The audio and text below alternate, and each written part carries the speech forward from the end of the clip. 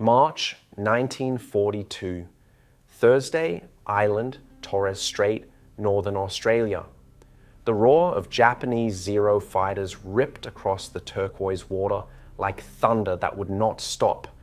Bombs tumbled from the sky and slammed into Horn Island, only 150 kilometers from the coast of Papua New Guinea, closer to Tokyo than to Sydney. The ground shook. Buildings burst into flame. Black smoke twisted upward into the tropical blue. And at the anti-aircraft guns, firing round after round into the screaming sky, stood soldiers with dark skin and steady hands. They were not white Australians. They were not American GEs. They were Torres Strait Islander men, born on these islands, raised on these waters, and they did not flinch. Some of them grinned as they fired. They had been waiting for this fight. These were among the most ruthless, fearless, and battle-hungry soldiers Australia had ever produced. And the men in charge, including the newly arrived General Douglas MacArthur, Supreme Commander of the Southwest Pacific, had absolutely no idea what to do with them. This is the story of Australia's black soldiers. Aboriginal and Torres Strait Islander warriors who could track a human footprint across bare stone. Men who could survive for weeks in jungle terrain that killed white soldiers in days. Fighters who carried within them 65,000 years of warrior tradition, the oldest continuous culture on the face of the earth. They were so effective, so lethal, and so dangerously capable that they terrified both the enemy and their own commanders.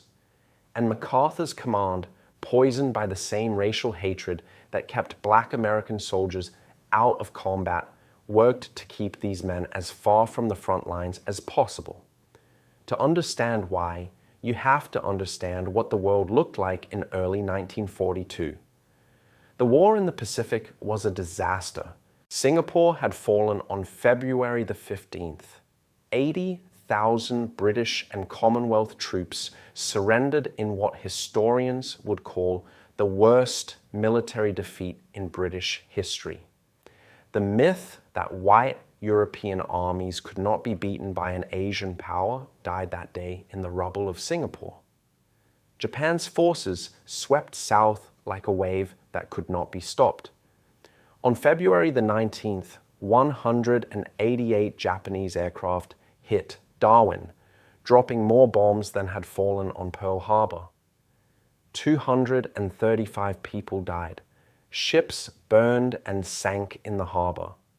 Australia, for the first time in its history, faced the real and terrifying possibility of invasion. MacArthur himself had just arrived on March the 17th, fleeing the Philippines as Bataan and Corregidor were collapsing under Japanese assault. He stepped onto Australian soil and spoke his famous words, "I shall return."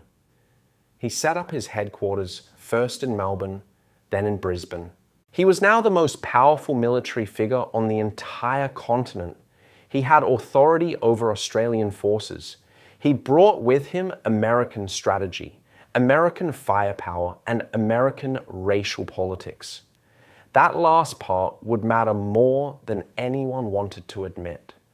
Australia had roughly 600,000 men under arms, but most of its best divisions were fighting Rommel in the deserts of North Africa, half a world away. The home front was wide open. The North was barely defended. In this moment of pure crisis, the nation reached for every resource it could find. Every resource except the men who knew this land better than anyone alive. At this time in Australia, Aboriginal and Torres Strait Islander people were not counted as citizens. In some states, they were classified under laws meant for plants and animals. They could not vote. They could not drink in a pub beside a white man. Many lived on government reserves where white officials decided where they could go, what work they could do, and whether they could keep their own children. In the eyes of Australian law, These people were barely considered human, and yet hundreds of them were already wearing the uniform. Some had lied about their race just to get in. Others were recruited because the army knew, even if it would never say so out loud, that their bush skills were impossible to replace. Between 3,000 and 5,000 Aboriginal and Torres Strait Islander people would serve during the Second World War. The exact number is unknown because many were never recorded as Indigenous in military files. On the islands of the Torres Strait, the enlistment rate was staggering. Out of a total population of roughly 4,000 people, over 800 men signed up to fight. That is 1 in every 5 people, possibly the highest rate of any community in the entire British Commonwealth. These soldiers were paid as little as 2/3 of what a white soldier earned for doing the same job. And not a single one of them was fighting for a country that saw them as fully human. So what happens when you take the most oppressed people in your nation and hand them rifles? What happens when you train them for war and discover they are natural-born fighters in the jungle, better than anything you have ever seen? What happens when MacArthur's American-style racism crashes into the undeniable truth that these black soldiers might be the finest warriors in the entire Pacific? And what happens when the thing you fear most is not that they will fail in battle, but that they will succeed, and that their success will destroy every lie you have ever told about who they are? This is one of the most deliberately buried stories of the Second World War, and it begins not with a battle, but with a betrayal. To understand what made these soldiers so dangerous, you have to go back far beyond the Second World War. You have to go back 65,000 years. For longer than any other people in human history, Aboriginal Australians survived in some of the harshest landscapes on the planet. Burning deserts where the temperature climbed past 113 degrees, crocodile-filled rivers, monsoon jungles so thick that sunlight never touched the ground. Every generation passed down the skills needed to stay alive: tracking, stealth, patience, the ability to read the land the way other people read a book. A bent blade of grass told them someone had passed. A scuff on bark told them how long ago. They could follow a single animal across hundreds of kilometers of featureless ground. They could throw a spear with deadly accuracy using a woomera, a launching tool that doubled the force of a human arm. These were not quaint traditions. These were the products of the longest and most advanced school of survival warfare the world had ever known. And the Torres Strait Islanders, a distinct people from the mainland Aboriginal nations, added something else. They were seafarers and raiders. They navigated some of the most dangerous waters on Earth, reading currents and tides and weather with a skill that seemed almost supernatural. These were maritime warriors, and they had been fighting for thousands of years before any European ship appeared on the horizon. The British learned this the hard way. When colonists arrived in 1788, they expected the Aboriginal people to simply vanish. Instead, they met resistance. The frontier. Wars lasted from the late 1700s all the way into the 1930s. Aboriginal fighters used ambushes, used the terrain, and disappeared into bush that no British soldier could follow them through. Colonial reports again and again describe them as among the most elusive and dangerous guerrilla opponents British soldiers had ever faced. Tens of thousands of Aboriginal people were killed through violence, disease, and starvation, but they were never truly conquered. They were overwhelmed by sheer numbers and by sickness, not by superior fighting ability. When the First World War came, over 1,000 Aboriginal and Torres Strait Islander men found ways to enlist, even though they had no citizenship rights. Many hid their race. Some found recruiting officers willing to look the other way. They fought at Gallipoli. They fought on the Western Front in France. They fought in Palestine. By every account, they were outstanding soldiers. But when they came home, the nation they had bled for turned its back. Aboriginal veterans were denied land grants given to white soldiers. They were refused entry into veterans clubs. Their pensions were blocked.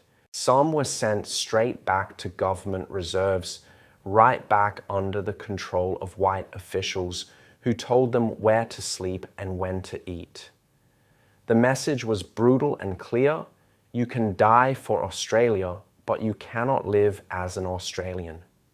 And yet, when the Second World War began, Aboriginal and Torres Strait Islander men volunteered again, in numbers that should have shamed the country.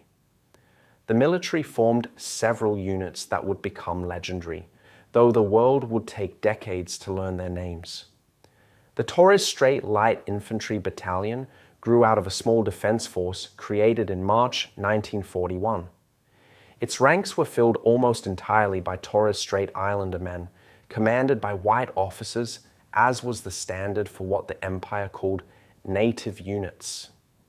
These soldiers were physically hardened by lives spent diving for pearl shell in deep water, hauling fishing nets through rough seas, and surviving cyclones that could flatten an island. The battalion that had already drawn 1 in 5 of its people into uniform was not short on courage or capability.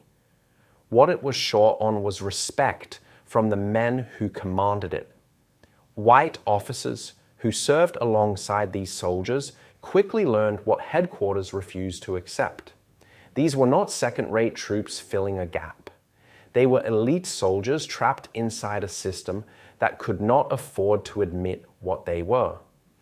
Every islander who signed up did so, knowing that the country asking him to fight had never once asked him what he thought or what he needed. They signed up anyway.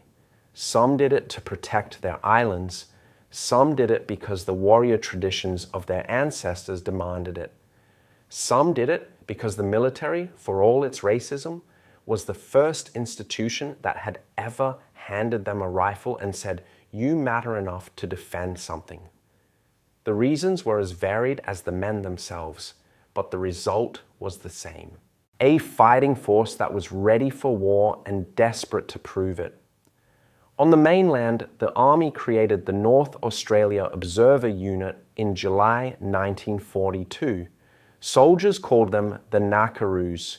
Their mission was to patrol and watch over 2.5 million square kilometres of the most brutal landscape in Australia. Tropical jungle, crocodile rivers, scorching desert, mangrove swamps so dense a man could vanish 3 steps in. White soldiers sent into this country rarely lasted a week before the heat and sickness pulled them under. Aboriginal members of the unit thrived. They found water where none seemed to exist. They navigated without maps or compasses. They were the eyes and ears of an entire coastline that had no roads, no towns, and no other defense. Then there was Donald Thompson, an anthropologist turned soldier, who organized Yolngu warriors in Arnhem Land into a guerrilla reconnaissance force. These were men who had already killed Japanese fishermen caught trespassing on their territory years before the war even started. They were already at war. Thompson's unit operated with almost no supplies from the army, living entirely off the land while conducting military patrols that no conventional unit could have managed. And then came MacArthur, and with him came the weight of American racial hatred. The United States military was rigidly segregated. Black American soldiers were kept in separate units. often forced into labor instead of combat. MacArthur's headquarters pressured Australia to adopt similar rules for the 100,000 American troops arriving on its shores. The fear of black Australian soldiers mixing with white American soldiers from the Deep South created a quiet panic at command level. Aboriginal troops were kept away from American bases. Joint operations were avoided. And behind closed doors, a deeper fear took shape. If these black soldiers went to war and proved themselves heroes, they would come home with a claim to equality that no government could ignore. That was the thing the men in power feared most of all. Not defeat on the battlefield, but victory by the wrong hands. By mid-1942, the Japanese Empire was closing in on Australia like a fist. Rabaul had fallen in January. Over 100,000 Japanese troops now occupied the massive forward base, and from there they launched wave after wave southward. On the Kokoda track, Australian soldiers were fighting and dying to keep Port Moresby from falling into Japanese hands, and if they failed, Northern Australia would be within easy striking distance. Japanese submarines had already penetrated Sydney Harbour on the last day of May. Midget submarines slipped past the defences and attacked ships inside the harbour itself. Submarines shelled the eastern suburbs of Sydney and the city of Newcastle.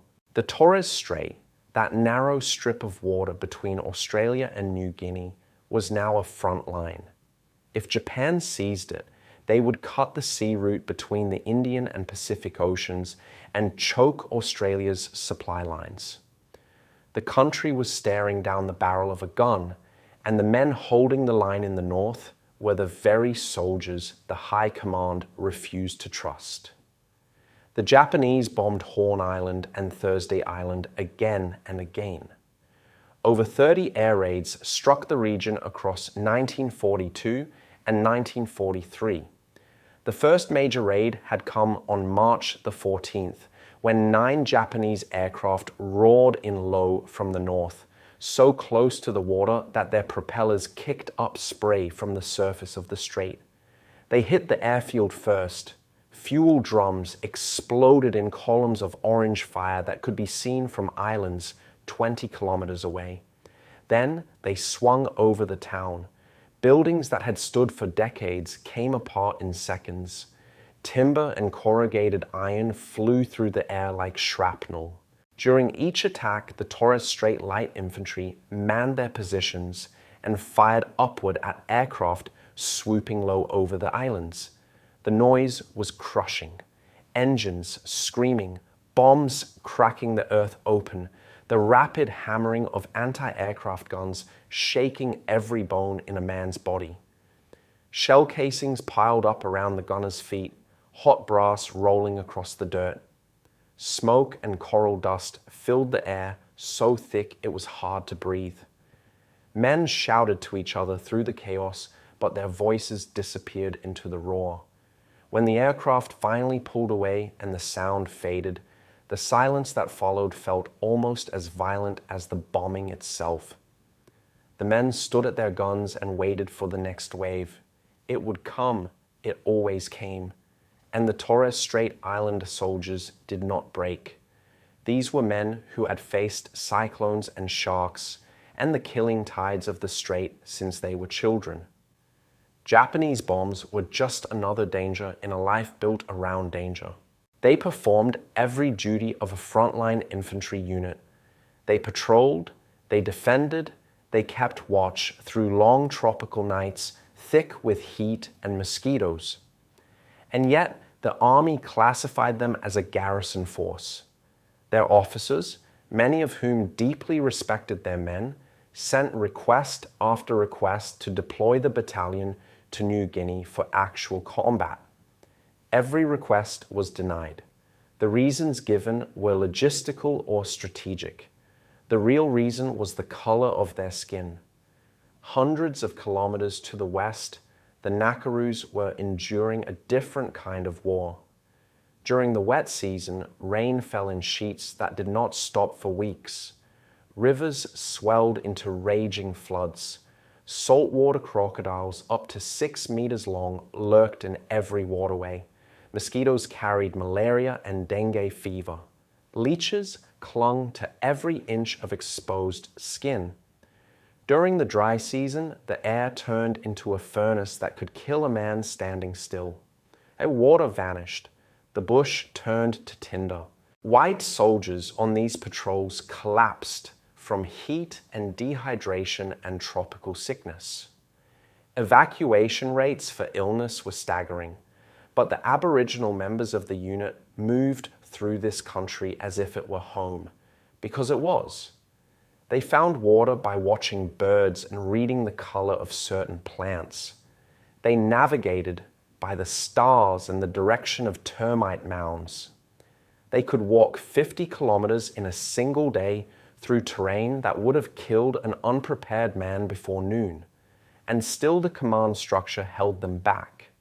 Behind the official excuses lay something uglier.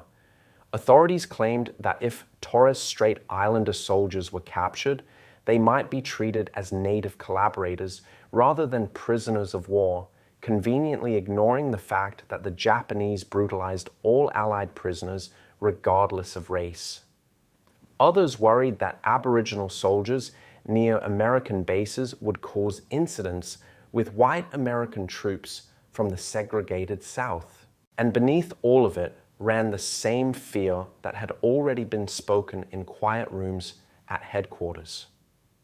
Not the fear of what would happen if these men failed, the fear of what would happen when they did not.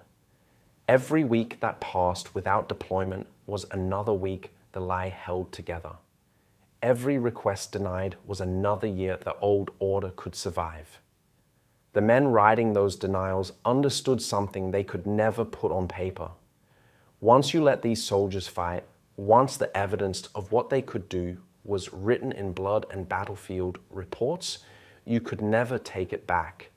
And so the requests kept coming up the chain, and the refusals kept coming back down, and 800 of the finest natural soldiers in the Pacific sat on their islands and waited for a war that was happening just over the horizon, close enough to hear the thunder of distant bombs, but too far to reach. Then, in December 1943, the Torres Strait Light Infantry reached its breaking point. The men were being paid roughly 2/3 of what white soldiers earned for the same work. They watched less skilled, less disciplined white troops receive full pay and full leave. Led by their own sergeants, the Islander soldiers did something almost unheard of. They refused to work. They organized a strike. During wartime, this was technically mutiny, punishable by death, and 800 armed black soldiers were now looking their commanders in the eye and saying 3 simple words: pay us equally. The strike sent a shockwave through the Australian military. 800 armed Indigenous soldiers standing firm, refusing to work, demanding equal pay for equal service. The men were not wild or out of control. They were disciplined. They were organized. Their sergeants had drawn up clear demands and presented them calmly. This was not a riot. It was a calculated act of defiance by soldiers who had been pushed too far. Military commanders were stunned. Government officials scrambled. The prospect of court-martialing an entire battalion of Indigenous soldiers while simultaneously telling the world that Australia was a democracy fighting for freedom against tyranny was a nightmare no one wanted to face.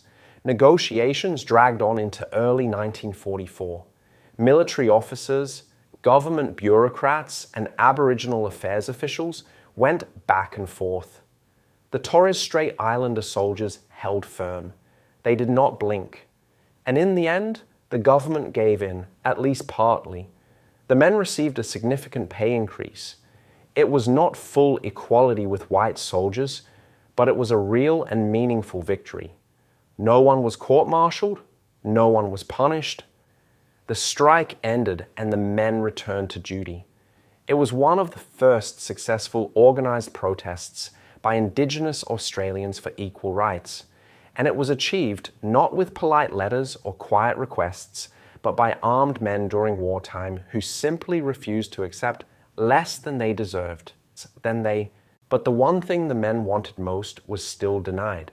They were not sent to fight. The best trained garrison unit in the Pacific would spend the rest of the war watching and waiting, never allowed to prove in combat what everyone already knew. While the Torres Strait Battalion was held back as a group, individual Aboriginal soldiers scattered through regular Australian units were shattering every assumption the military had about what a black soldier could do. Many of them had hidden or downplayed their race just to get into a frontline unit, and once they were there, they became some of the finest soldiers the war had ever seen. Reginald Walter Saunders was born in 1920 at Pernem in Victoria. He was a Gunditjmara man. His father died when he was young. He enlisted in April 1940 and was assigned to the 2-7th Battalion of the 6th Division. He fought in Libya, Greece, and Crete when the Germans launched their massive airborne invasion of Crete in May 1941. Saunders was among the Australian soldiers fighting desperate rearguard actions as the island fell. He was nearly captured. He evaded the enemy for months, hiding with Greek partisans, surviving on almost nothing, moving through enemy-held territory with the stealth and patience his ancestors had perfected over thousands of years. He escaped. He returned to Australia and was sent to New Guinea. In the brutal swamps of Gona, he fought in close combat so savage that men killed each other with bayonets and bare hands. He led patrols through jungle so thick that visibility dropped to a few meters. And in 1944, Reg Saunders was commissioned as a lieutenant, becoming the first Aboriginal Australian to ever hold a commissioned officer rank. He had to be better than every white candidate to get it. He was. Leonard Victor Waters was born in 1924 in Nindagully, Queensland. He was a Kamilaroi man who dreamed of flying. He enlisted in 1942 and applied for pilot training against enormous resistance. No Aboriginal person had ever been a military pilot. The assumption was that a black man could not master complex machinery. Waters proved them wrong. He earned his wings. He was assigned to number 78 Squadron, flying P-40 Kitty Hawk fighters. He flew 95 combat sorties over the Dutch East Indies, diving at over 400 miles per hour toward Japanese positions, traces streaking past his canopy, releasing bombs at low altitude, pulling up hard against the crushing weight of gravity, then swinging back around for strafing runs with 6 heavy machine guns roaring from his wings. A Kamilaroi man raining fire from the sky. These men were doing exactly what the command structure had spent years trying to prevent. They were not just performing well. They were performing so well that the men beside them could not pretend it was luck or circumstance or a one-time exception. Saunders led white soldiers through conditions that broke other officers, and they followed him without a moment of doubt. Waters flew machines that the system said his mind could not handle, and he flew them better than men who had been handed every advantage he had been denied. Across New Guinea and the islands of the Dutch East Indies, Aboriginal soldiers who had slipped through the cracks of a racist enlistment system were becoming the men their units depended on most. The scout who went ahead of the patrol and came back with information that saved every life behind him. The tracker who read a week-old trail through dense bush and told his officer exactly how many enemy soldiers had passed and which direction they were heading. The soldier who read the jungle, the way a navigator reads a chart, seeing paths and patterns and dangers that were invisible to everyone else. These were not isolated stories. They were happening in unit after unit, patrol after patrol, across the entire theater of war. And every one of them was another crack in the wall that the men in power had built to keep the truth from getting out. August 1945. Japan surrendered and the war was over. Across Australia, crowds poured into the streets. People cheered and wept and held each other. For white soldiers, the end of the war meant going home to a grateful nation. It meant veterans' benefits, housing loans, land grants, education, and a place of honor in the community. It meant walking into the RSL club on a Friday night, ordering a beer, and sitting among men who understood what you had been through. For Aboriginal and Torres Strait Islander soldiers, the end of the war meant something entirely different. It meant being sent back. Men who had carried rifles and defended their country were returned to government reserves and missions. The same hands that had fired anti-aircraft guns at Japanese bombers were now once again controlled by white officials who decided where those hands could go and what work they could do. Veterans' benefits that were supposed to be available to every returned soldier were blocked or denied. Aboriginal veterans struggled to access war service homes. Education grants were withheld. Land that was given freely to white soldiers was kept from black soldiers through a maze of paperwork and silence. And the RSL clubs, those sacred gathering places where Australian veterans shared their memories and their pain, locked their doors. Aboriginal men who had fought at Tobruk, who had walked the Kokoda track, who had bled in the swamps of New Guinea, were told they could not drink alongside the white men they had fought beside.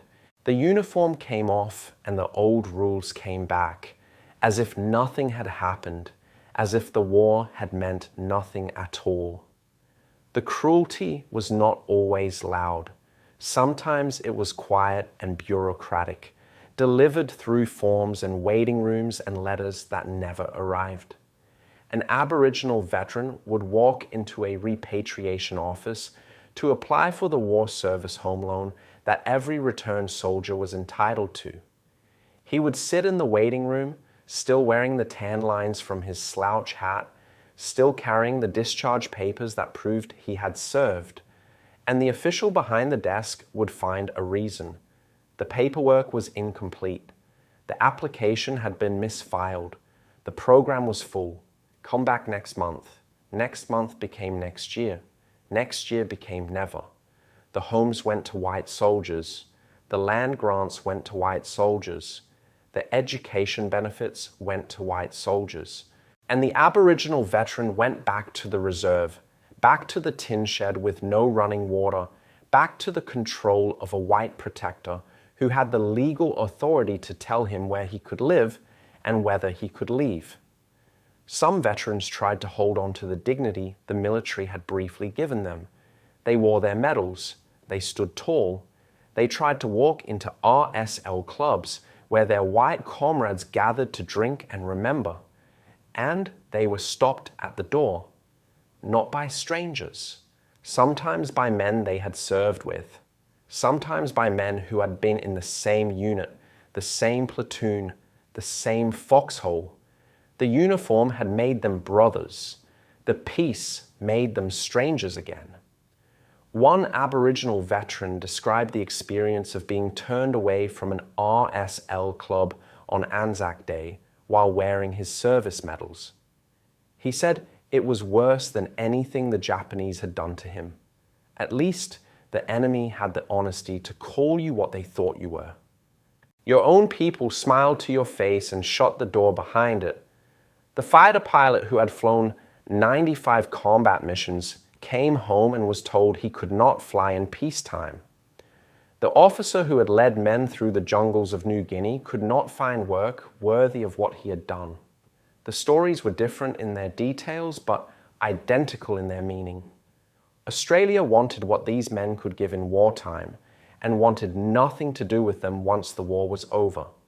Captain Robert Miles, a white officer who had served with Aboriginal soldiers in the North Australia Observer Unit, later wrote that the Aboriginal members of his unit were without exception the finest natural soldiers he had ever served with.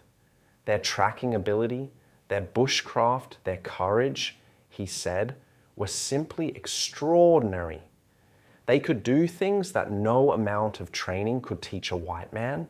Donald Thompson, the anthropologist who had organized the Yolngu warriors of Arnhem Land, wrote bitterly after the war about the military's failure to use Aboriginal soldiers properly.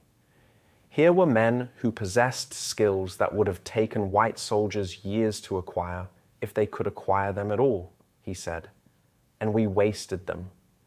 A report from the Torres Strait Light Infantry described its soldiers as having the highest morale and discipline of any garrison unit in the command area, even though they had been underpaid and denied the chance to fight. Japanese intelligence documents captured after the war revealed that Japanese planners had been aware of Aboriginal Australians in the north and considered them a serious threat to any landing operation, noting their exceptional knowledge of terrain and their ability to operate where conventional forces could not survive. The enemy knew what these men were capable of, even when their own country refused to admit it. One Torres Strait Islander veteran, speaking in an interview years later, put it simply, "We fought for this country," he said. "We bled for this country. Then the war was over and they told us to go back to where we came from, as if we hadn't just done what every white soldier did." And yet, in the middle of all this injustice, there were moments of quiet humanity. White soldiers who had served alongside Aboriginal comrades sometimes became their loudest defenders. There are records of white veterans standing up in RSO clubs and demanding that their Aboriginal mates be let inside. In the jungle, under fire, racial prejudice had become a luxury that no one could afford. The best tracker, the best scout, the best shot was the man everyone wanted beside them, regardless of the color of his skin. Some white officers who had commanded Aboriginal soldiers became lifelong advocates for Indigenous rights. The war had shattered their assumptions about racial hierarchy, and they could never go back to believing the old lies. But these were individual acts of decency in a system built on injustice. The men who had proven themselves the equal of any soldier in the Pacific returned to a nation that still refused to count them as citizens, still refused to call them human. The war was over. The betrayal was just beginning. The decision to hold back Aboriginal and Torres Strait Islander soldiers from frontline combat was not just a moral failure, it was a strategic one. Military historians have since argued that the systematic exclusion of these men from offensive operations represented one of the most significant wastes of human capability in the entire Pacific theater. Where the Torres Strait Light Infantry sat in garrison, while the Nakaroos patrolled a coastline that was never invaded, the Australian Army in New Guinea was bleeding. Reinforcements sent from the cities of southern Australia arrived in the tropics with no experience in jungle conditions. Men from Melbourne and Sydney and Adelaide stepped off transport ships into a wall of suffocating heat and humidity that hit them like a physical blow. Within weeks, many of them were sick. Malaria infection rates in some units climbed above 90%. Dysentery hollowed men out until they could barely stand. Tropical ulcers ate through skin and muscle down to the bone. These soldiers were brave, but they were fighting two wars at once, one against the Japanese and one against a landscape that was trying to kill them. Aboriginal and Torres Strait Islander soldiers could have changed that equation. They were already acclimatized to tropical conditions. They had spent their entire lives in heat that would flatten a man from the south in hours. They possessed capabilities that no training program on Earth could replicate, and that had already proven decisive wherever they were allowed to operate. Consider the numbers.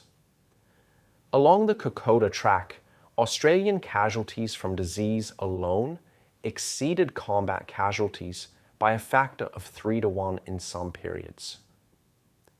At the Battle of Boonagona, Australian and American forces suffered over 8,000 casualties trying to take a position defended by fewer than 7,000 Japanese troops, and a significant portion of the Allied losses came from men who were already weakened by malaria, dysentery, and heat exhaustion before they ever fired a shot.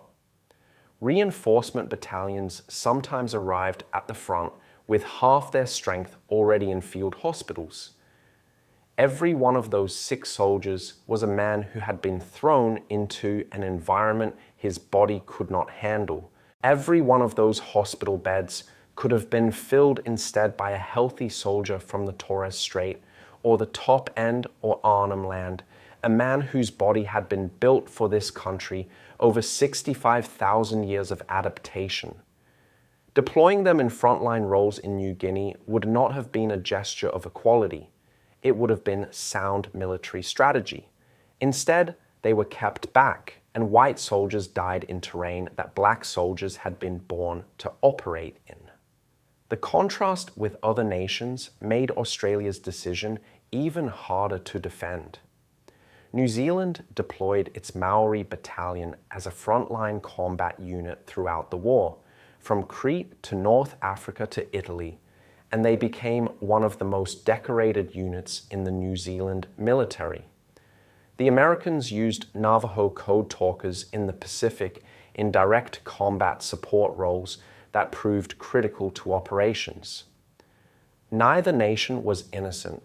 Both systems were built on foundations of inequality, but both at least allowed their indigenous soldiers to fight and to be seen fighting.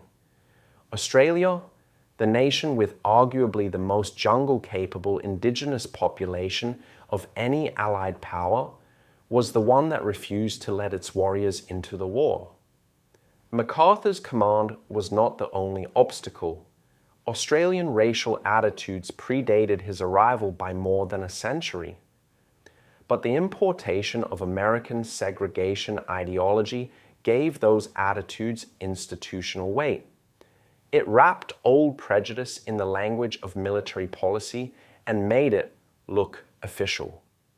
The concerns about black Australian soldiers mixing with white American troops from the segregated South, the quiet orders to keep indigenous units away from joint operations, the unspoken understanding that Aboriginal combat heroes would be politically inconvenient, all of this flowed from a command culture that had absorbed American racism and fused it with Australian racism to create something even harder to challenge.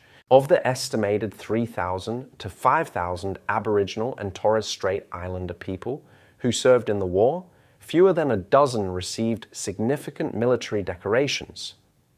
Only one, Reg Saunders, was commissioned as an officer. Only one, Leonard Waters, became a pilot. Not a single Aboriginal soldier received Australia's highest military honour, the Victoria Cross, during the entire war, even though historians have since identified cases where Aboriginal soldiers performed acts that arguably deserved consideration. The system was designed to make them invisible, and it worked. But the impact of their service rippled outward in ways the system could not control. The men who came home from the war were changed. They had seen what they were capable of. They had tasted something that felt like equality, even if it was imperfect and temporary. They had stood beside white soldiers and proven themselves not just equal, but in many cases superior, and they had organized. The pay strike of the Torres Strait Light Infantry had shown that collective action could force the powerful to bend. That lesson did not disappear when the uniforms came off. It planted itself deep in the minds of the men who had lived it and in the communities that heard their stories. The war had been meant to keep the old order in place. Instead, it had lit a fuse. The politicians and generals did not see it yet, but the fire was already burning, slow and steady, moving towards something that could not be stopped. Reg Saunders did not stop fighting when the Second World War ended. He could not find work that matched what he had done and what he had proven he could do. The country that had made him its first Aboriginal officer treated him like any other black man once the uniform came off. But when the Korean War began in 1950, Saunders volunteered again. He was assigned to the 3rd Battalion of the Royal Australian Regiment and sent to Korea, where the cold was so bitter it burned exposed skin and the hills seemed to go on forever. In April 1951, at the Battle of Kapyong, a full Chinese division numbering around 10,000 soldiers attacked United Nations positions in wave after wave through the darkness. Saunders commanded a rifle company. He kept his men together, directed their fire, held the line while chaos swirled around him. Kapyong became one of the most celebrated Australian battles of the Korean War, and Saunders was in the middle of it, leading men for the second time in a decade in a war fought on the other side of the world. After Korea, he returned home and spent the rest of his life working with Aboriginal community organizations, using the leadership and discipline the military had recognized in him to fight a quieter but no less important war for the rights of his people. Reg Saunders died on March 2nd, 1990, at the age of 69. He was buried with full military honors. "They said we were not good enough to be citizens," he once remarked, "but we were good enough to die." It took decades more for the nation to fully understand what he had meant and what he had given. Leonard Waters never flew again after the war. The Kamilaroi man who had earned his wings against every expectation, who had dived through anti-aircraft fire 95 times, who had been praised by his commanding officer and respected by every pilot in his squadron, came home to a country that could not see past his skin. He worked as a stockman out on the dry plains of Queensland, riding horses and mending fences under a sky he had once owned. He took other manual jobs, none of them reflecting the extraordinary things he had done or the skills he had proven he possessed. Waters did not speak much about the war. He carried it quietly, the way many veterans did, locked behind a silence that was part modesty and part pain. He died on August the 24th, 1993, at the age of 69.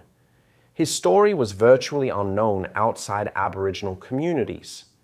It was not until 2007, 14 years after his death, and 62 years after the war ended, that the Royal Australian Air Force officially recognized his contribution by naming a training facility in his honor. The Eagle was remembered at last, but far too late for the man himself to know it. On the islands of the Torres Strait, the memory of wartime service became woven into the fabric of community life.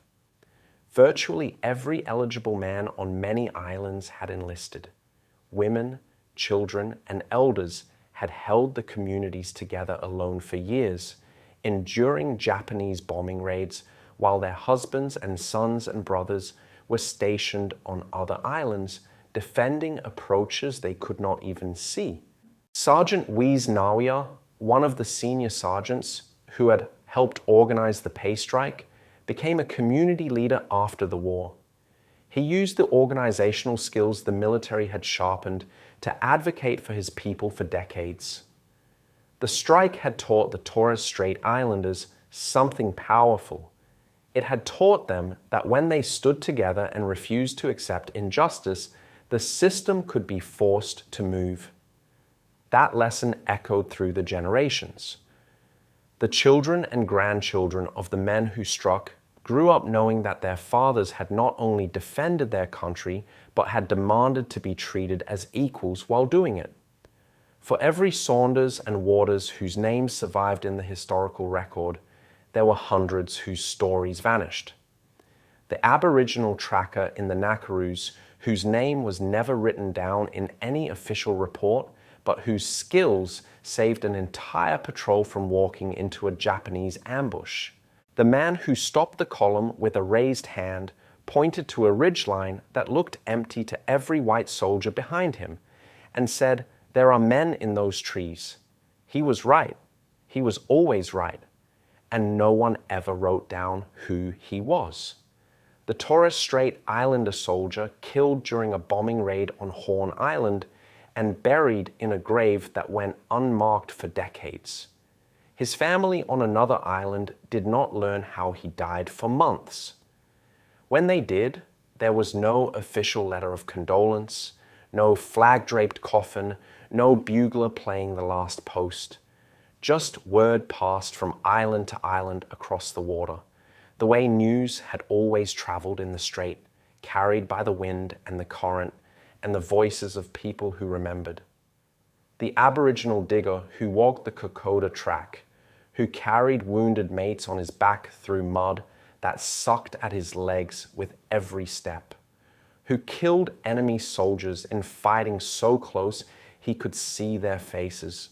He came home with malaria and nightmares that would not stop. He was sent back to a government reserve with no medical help. He woke screaming in the night and no one came. He drank to make the memories stop and it did not work. He was dead within 10 years because no one in the system that had sent him to war thought his pain was worth treating. There was no pension, there was no counselor, there was just silence and then nothing. The Aboriginal women who served in auxiliary roles as nurses' aides, in factories, in the land army, whose contributions were even less visible than those of the men. Women who kept communities alive while every able-bodied man was in uniform. Women who worked in ammunition factories and army laundries and hospital wards, who held families together through bombing raids and hunger and loneliness, and whose names appear in no official record of any kind. And then there were the Aboriginal communities in Northern Australia who had been caught in the middle of a war not of their making. Many were forced off their traditional lands as military operations expanded. Entire communities were loaded onto trucks and driven hundreds of kilometers to unfamiliar places far from the country that held their spiritual identity. For Aboriginal people, country is not just a place you live. It is part of who you are. The land holds your stories, your ancestors, your law, your reason for being. To be taken from your country is not like moving to a new town. It is like having part of your soul removed. White officials who ordered these relocations had no understanding of what they were destroying. They saw empty land that needed an airfield. They did not see the songlines, the sacred sites, the places where ceremonies had been performed for thousands of generations. They did not ask. They simply moved people like furniture and expected gratitude for the trouble. Others were recruited to build the airfields and roads and military bases that were springing up across the top end. Aboriginal men and women cleared bush, hauled timber, mixed concrete, and laid runways in temperatures that sent white workers to the shade after an hour. They were paid a fraction of what white workers earned. In many cases, they were paid in tobacco and flour and tea rather than money. They built the infrastructure of a modern military machine with their bare hands and received almost nothing in return. After the war, some of these communities were never allowed to return to their land. The military had built on it. Runways covered ground where ceremonies had been held since before recorded history. Barracks and fuel dumps sat on sites that held the bones of ancestors. The government claimed the land for defense purposes or simply neglected to give it back. The people who had lived there for 65,000 years, who had survived ice ages and droughts and the arrival of Europeans, were simply told to go somewhere else.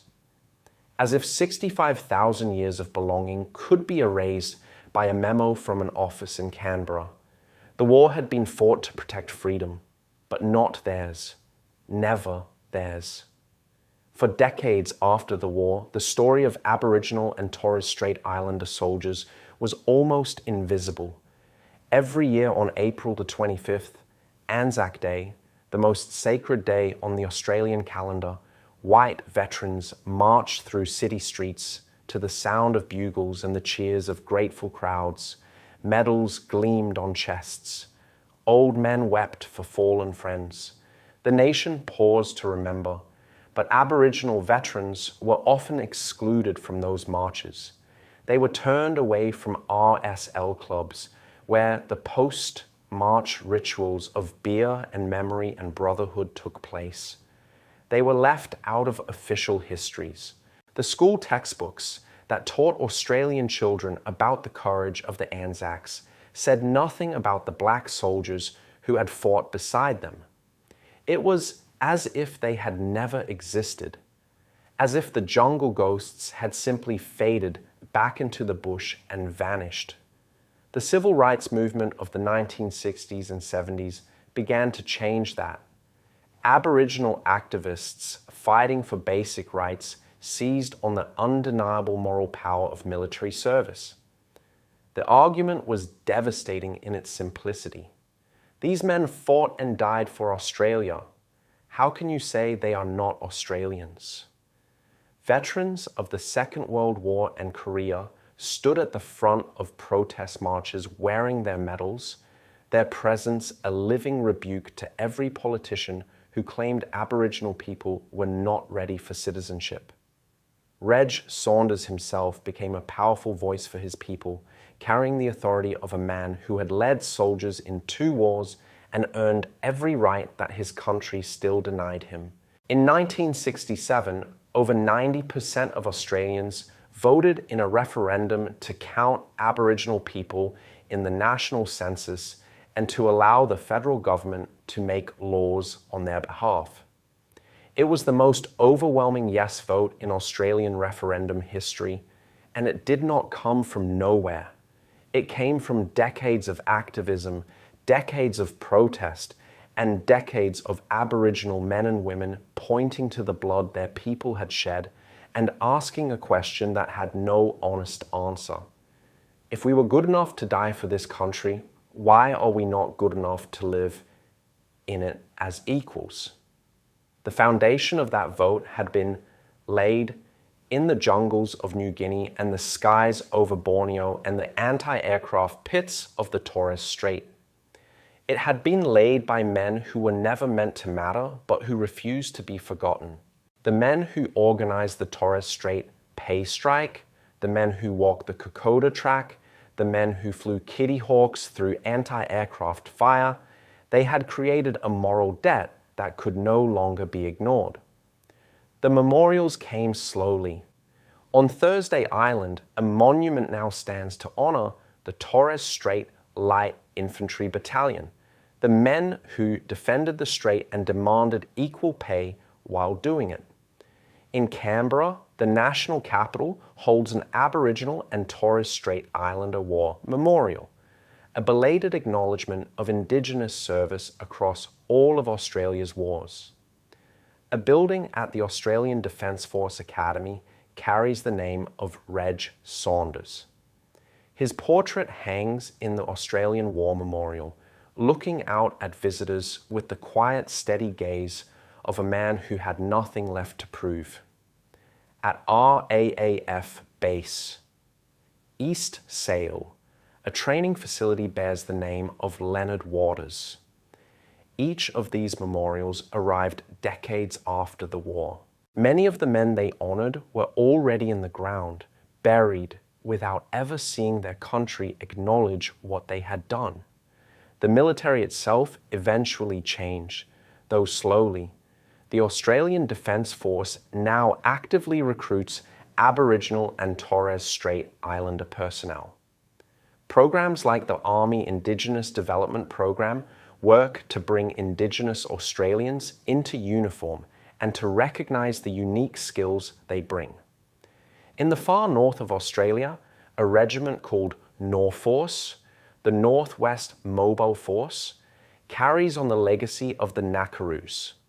Its members patrol the same vast remote landscapes, and significant numbers of them are Indigenous.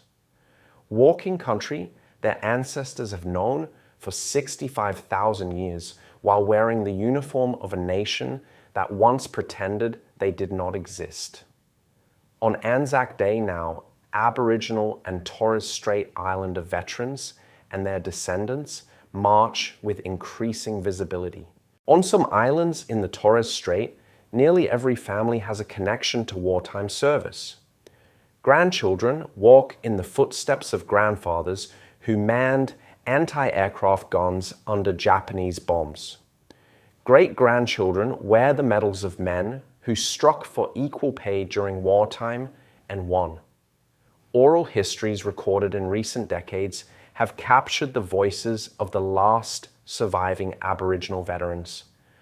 Old men in their 80s and 90s speaking for the first time about experiences they had been told did not matter, finally being heard. There is an old black and white photograph from 1945. In it, a Torres Strait Islander soldier stands in full military uniform on Thursday Island. His rifle rests on his shoulder. Behind him, the turquoise waters of the Torres Strait stretch north toward New Guinea. His face is calm and his eyes look directly into the camera. He has served his country. He has survived Japanese bombs. He has endured the quiet cruelty of being told he is less than the men he fought beside.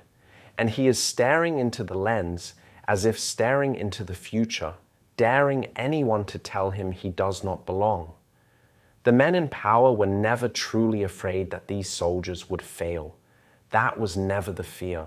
The fear was that they would succeed, that they would fight with such skill and courage and ruthless effectiveness that every lie told about who they were would crumble to dust.